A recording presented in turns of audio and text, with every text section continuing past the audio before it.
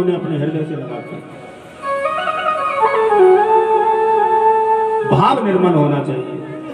निर्मल मन जन सो मोहि पावा, मोहि कपट छल छिद्र नवा। कपट छल हृदय में न हो, मोह लोभ मत्सर ईर्ष्या ये सब नहीं होना चाहिए। जिसके हृदय में ये भरी होती है ना ममता अस्मिता राग द्वेष, उसमें भगवान नहीं रहते। अरे कमरा जो पहले से ही भरा है उसमें कोई क्यों रहेगा? खाली मकान में रहोगे ना जाकर, तो भगवान भी देख लेते हैं इसके हृदय में क्या है। जिसका खाली होता है उसमें निवास करते हैं, जिसका खाली नहीं उसमें तो वही। आज सुदेव नाम के ब्राह्मण भगवान का भजन करते हुए जा रहे हैं कि हे गोविंद मेरी रक्षा करना, मैं तेरे द्वार पर आने के लायक तो नहीं हूं, फिर भी कोशिश कर रहा हूं, कृपा बनाए रख। कि दूर नगरी बड़ी दूर नगरी, हाँ दूर नगरी रे बड़ी दूर नगरी। दूर नगरी बड़ी दूर नगरी, हाँ दूर नगरी रे बड़ी दूर नगरी। दूर नगरी बड़ी दूर नगरी। कैसे आऊं रे कन्हैया, कैसे आऊं रे कन्हैया, तेरी द्वारका नगरी बड़ी दूर नगरी। दूर नगरी बड़ी दूर नगरी, दूर नगरी बड़ी दूर नगरी।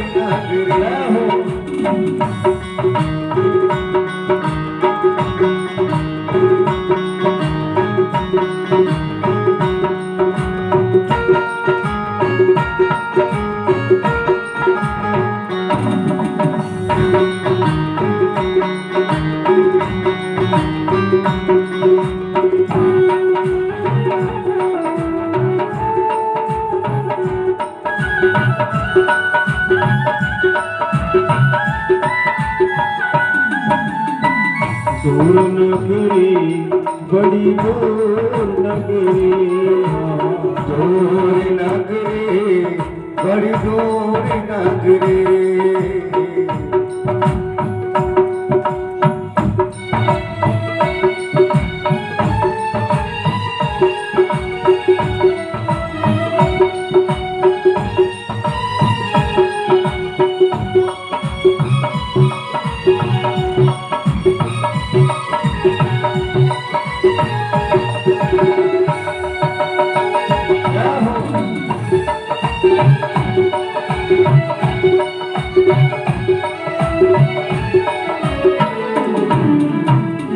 भजन करते हुए जा रहे हैं, कहते गोविंद मेरी सामर्थ्य नहीं है तेरे पास तक आ जाऊं, तू ही कुछ करना। सुखदेव जी कहते हैं भगवान का कीर्तन करते हुए जा रहे हैं, भगवान के नाम का स्मरण करते हुए, तो भगवान ने अपनी योग माया से आदेश किया, कहा रास्ते में ब्राह्मण आ रहे हैं उनकी मदद करना। थोड़ी दूर तक तो विप्र देवता चले, एक बट वृक्ष की घनी छांव देखी, वहीं बैठ गए, और जैसे ही बैठे ना तो थकान से उन्हें नींद आ गई, सो गए।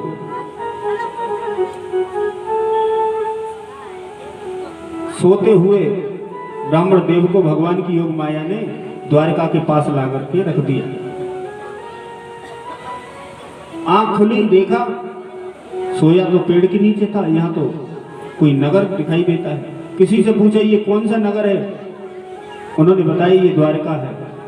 बोले ये वही द्वारका है ना जिसमें कृष्ण रहता है? बोले हाँ ये वही है। मार्ग पूछते हुए चले गए भगवान के पास तक। दरबार में भगवान बैठे हैं। ब्राह्मण देवता को देखा, उठ करके स्वागत किया, पूछा कैसे आए? ब्राह्मण देव कुछ बोले नहीं, पत्र निकाल के दे दिया।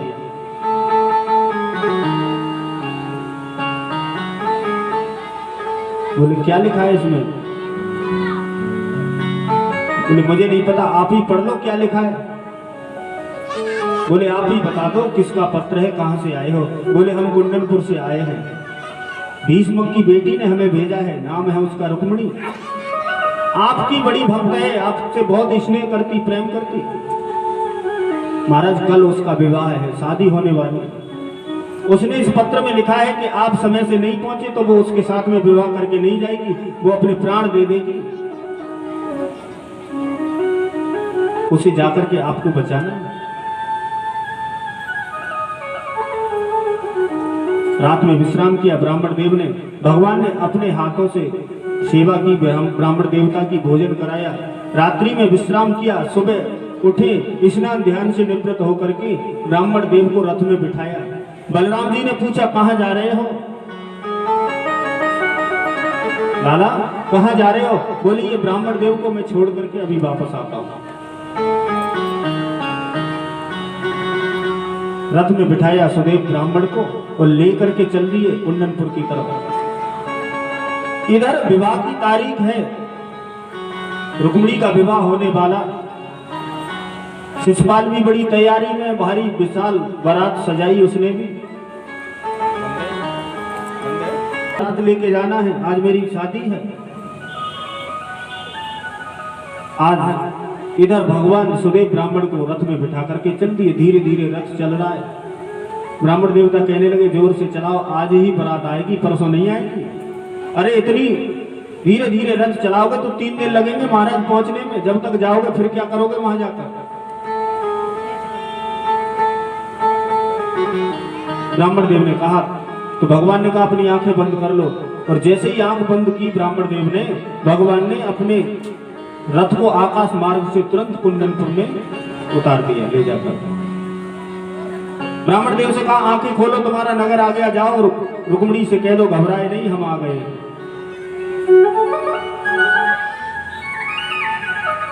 कह देना हम आ गए हैं, घबराए ना। इधर बार बार रुक्मिणी छत पे जाती है, खड़े होकर देखती है, बूढ़े ब्राह्मण हैं, गए होंगे कि नहीं, कहीं रास्ते में न रह गए हो, पहुंच पाए होंगे कि नहीं, सोच रही थी। तो अटारी से देखा कि ब्राह्मण हाथ में लाठी लिए जा रहे हैं। खुश हो गई, महाराज नीचे उतर करके आई, ब्राह्मण देव को बिठाया, जलपान कराया, भोजन कराया। बोले पत्र पहुंचा दिया? बोले पत्र भी पहुंचा दिया, जिसके लिए तुमने पत्र भेजा था ना वो उन्हें भी लेकर के आए हैं, चिंता मत करो। तुम्हारा मनोरथ पूर्ण करने के लिए स्वयं भगवान आए हैं। तुमने जो पत्र लिखा उन्होंने पढ़ा भी नहीं, मुझसे ही पूछ लिया, ऐसे ही आ गए। अब तो और खुश हो गई महाराज। विवाह होता है तो गौरी का पूजन होता है, माताएं पूजी जाती महाराज। मैया ने कहा जाओ कुल देवी का पूजन कर आओ रुक्मिणी से। तो रुक्मिणी ने मैया को अंक में भर लिया, हृदय से लगा लिया, रोने लगी। मैया ने समझाया बेटी ससुराल नहीं जा रही हो, पूजा करने जा रही हो, ससुराल तो कल जाना है, आज क्यों रो रही हो? सुखदेव जी कहते हैं रुक्मिणी जानती है जा तो रही हूं, वापस नहीं मिलूंगी मैया से, आकर वहीं से चली जाऊंगी, इसलिए रो रही थी। मैया को पता नहीं था, इसलिए माता ने कहा अभी मत रो, अभी से रोगी तो परेशान हो जाओगी। मैया से विदा लेकर जैसे ही गौरी मैया की तरफ पूजा करने के लिए चली, रुक्मिणी ने देखा, मन में सोचने लगा कहीं ऐसा ना हो बहुत बड़ा छलिया है वो कृष्ण, आ जाए धोखे से मेरी बहन को उठा कर न ले जाए। अपने सिपाहियों को, सेना को साथ में भेज दिया, खुद लगा था बारात के स्वागत में। इधर सिपाहियों के साथ में रुक्मिणी गई भगवती के मंदिर में और कहा मैया आज तक हमने आपसे कुछ नहीं मांगा, हमारा परिवार आपकी सेवा करता आया, पूजा करता आया। सुखदेव जी कहते हैं राजन परीक्षित, आज मैया से निवेदन करते हैं त्रिपुरेश्वरी भुवनेश्वरी सुन प्रार्थना परमेश्वरी त्रिपुरेश्वरी।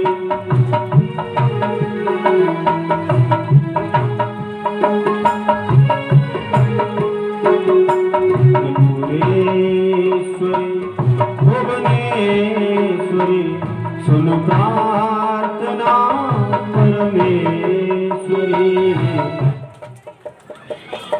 आशीर्वाद दिया और कहा जिस मनोरथ से तुम पूजा कर रही हो वो दूर नहीं है, पीछे खड़े हैं, चली जाओ। जैसे ही पूजा करके निकली, परिक्रमा करने को चली, सिपाही साथ में। बोले कहाँ जा रही हो? बोले पागल हो, तुम्हें ये भी नहीं पता पूजा करने के बाद में परिक्रमा की जाती है? परिक्रमा करने जा रही है। सिपाहियों ने सोचा परिक्रमा करके लौट के आएगी तो सामने ही। सिपाही नहीं गए साथ में, पीछे भगवान रथ लेकर के खड़े हैं। भगवान मुरली मनोहर घनश्याम ने रुक्मिणी का हाथ पकड़ के रथ में बिठा लिया। रथ में बिठा लिया रुक्मिणी को, और रथ द्वारका के लिए नहीं ले गए। मन में सोच रहे हैं ससुर जी तो तुम मिलके ही चलो। अरे साला ही तो द्वेष करता है, ससुर जी भी तो यही चाहते थे कि हमें कृष्ण ही दामाद के रूप में मिले। तो रथ लेकर नगर की तरफ चले। रुक्मिणी ने कहा कहाँ लिए जा रहे हो, क्यों झगड़ा करना चाहते हो? बोले नहीं, भीष्मक महाराज से भेंट हुई। बड़े खुश होंगे भीष्मक महाराज। बोले मैं यही चाहता था, अब तुम इधर नहीं अपने घर के लिए जाओ। बोलिए भक्तवत्सल भगवान की जय। भीष्मक ने नहीं बताया, रथ निकल गया। आगे किसी ने कहा अरे तुम यहाँ तैयारियां कर रहे हो, स्वागत कर रहे हो बारात का, दुल्हन तो है नहीं, दुल्हन तो गई। सुखदेव जी कहते हैं परीक्षित जैसे ही मालूम पड़ा रुक्मी को, शिषपाल से कहा चलो मेरी सहायता में। बोले हम नहीं जाएंगे, विवाह करने आए हैं, मरने नहीं आए। अरे वो बहुत चलिया है, किसी को नहीं छोड़ेगा। जरासंध भी बारात में आया था महाराज। जरासंध से कहा तुम हमारे मित्र हो, चलो हमारी मदद करो। बोले मैं नहीं जाऊंगा, मैं भी गया था मथुरा में 17-18 बार, बड़ी विशाल सेना ले जाकर। 18 बार भी मैंने हार का सामना देखा, मैं नहीं जा पाऊंगा। कोई जब सहायता में नहीं गया तो शिषपाल अकेला ही चल दिया। कृष्ण को गाली देता चला गया। भगवान ने रथ रोक लिया। जैसे ही तलवार निकालकर मारने को हुए ना, रुक्मिणी ने हाथ पकड़ लिया। कहा प्रभु इसे मत मारो, संसार में सब कुछ मिल जाता है लेकिन भाई दोबारा नहीं मिलता।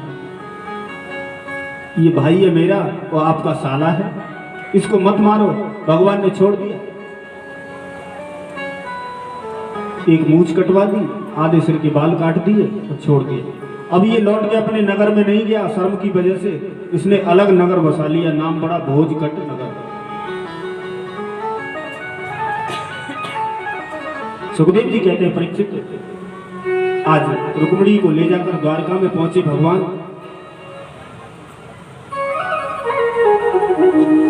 द्वारका वालों ने देखा कि लाला तो बहू लेकर के आए हैं। सबने स्वागत किया, विवाह की तैयारियां की, बलराम इत्यादि ने सबने, कि अब तुम ले आए हो तो बड़ी धूमधाम से विवाह होना चाहिए। आप द्वारका के राजा हो, राजाओं की तरह विवाह होगा। सुखदेव भगवान कहते हैं मैया रुक्मिणी को सखियां ले गई अंदर महल में, दासियां, उनका स्नान कराया। इधर भगवान ने भी अपना सुंदर श्रृंगार बनाया। रुक्मिणी मैया का भी श्रृंगार हो रहा है कि आओ मेरी सखियों मुझे मेहंदी लगा दो। सभी लोग भाव से गाएंगे। मैया रुक्मिणी का विवाह होने वाला है, हंसी खुशी का माहौल है, उसी हिसाब से गाइए।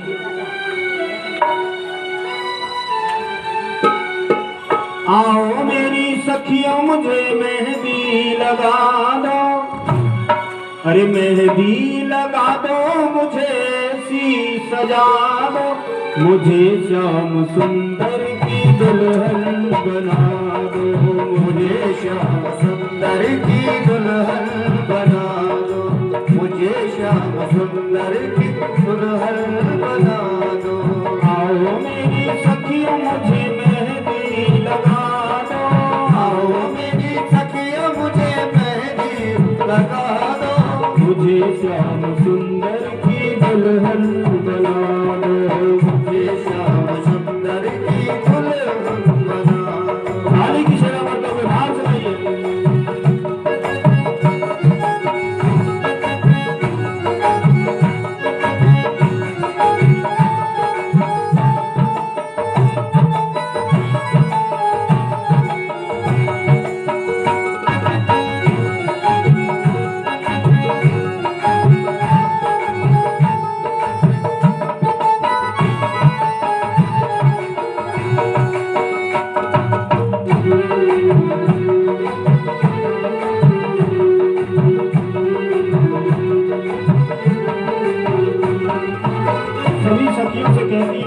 सुंदर श्रृंगार बना। अरे सत्संग में मेरी बात चलाए, सत्संग में मेरी बात चलाए, सदगुरु ने मेरी कीनी सगाई, सदगुरु ने मेरी कीनी सगाई। उनको बुला के हक लेवा तो करा दो, उनको बुला के हक लेवा तो करा दो, मुझे श्याम सुंदर की दुल्हन बना दो, मुझे श्याम सुंदर की दुल्हन बना दो। ताली की सेवा करते हुए हाथ चढ़ाइए।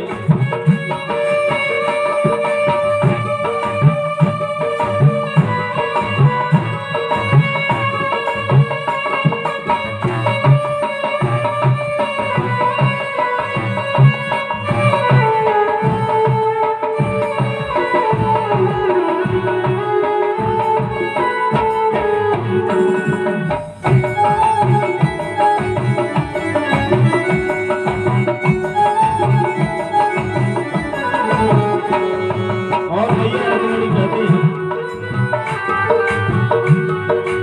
ऐसी पहन चूड़ी जो कब हो न टूटे, ऐसी पहनो चूड़ी जो कबो न टूटे, ऐसी पहन चूड़ी जो कब हो न टूटे, ऐसी पहनो चूड़ी जो कबो टूटे, ऐसा करूं दूरा जो कब हो न छूटे, ऐसा वरो दूल्हा जो कबो न छूटे।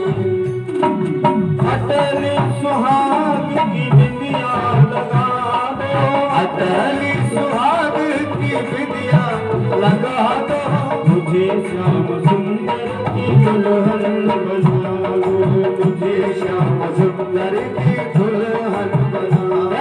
ताली की सेवा करते हुए हाथ चढ़ाइए।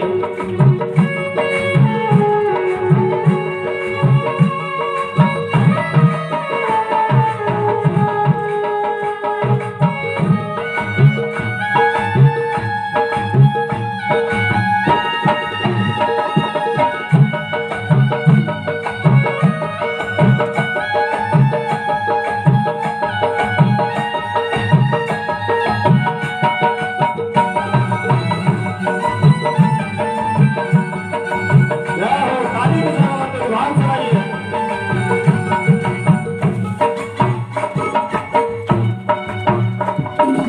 आओ मेरी सखियों मुझे मेहंदी लगा दो, आओ मेरी सखियों मुझे मेहंदी लगा दो, मेहंदी लगा दो, मुझे ऐसी सजा दो, मेहंदी लगा दो, मुझे ऐसी सजा दो, मुझे श्याम सुंदर की दुल्हन बना दो, मुझे श्याम सुंदर की दुल्हन बना दो, मुझे श्याम सुंदर की दुल्हन बना दो, मुझे श्याम सुंदर की दुल्हन बना दो, मुझे श्याम सुंदर की दुल्हन बना दो, मुझे श्याम सुंदर की दुल्हन बना दो।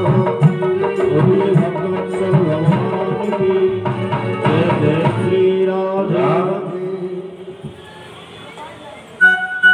सभी सखियां श्रृंगार बना रही हैं रुक्मिणी का। मैया जानती हैं ये साधारण नहीं है कोई,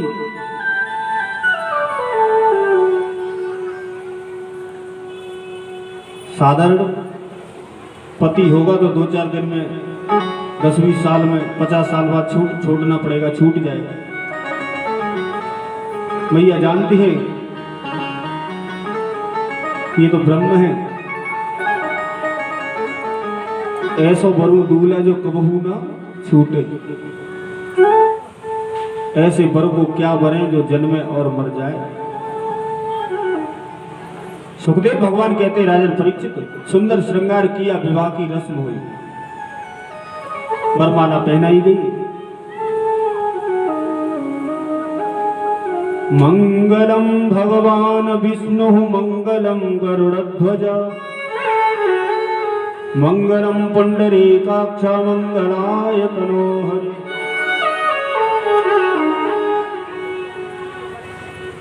वरमाल पहनाई मैया ने। जयमाल के बाद में विवाह की रस्म हुई, विवाह संपन्न हुआ, कन्यादान का नंबर आया। परीक्षित महाराज आप खड़े हो जाएंगे और भगवान का तिलक करेंगे। जो भी आप पर उपलब्ध हो कन्यादान की दक्षिणा वो आप भेंट करेंगे ठाकुर जी को। फिर पुनः एक एक करके जिसकी श्रद्धा हो, इच्छा हो, वो आकर के भगवान को टीका करेंगे। इस कामना से के सामने भगवान कृष्ण मैया रुक्मिणी बैठी, हम उनका अपने हाथों से कन्यादान कर रहे हैं। ऐसा भाव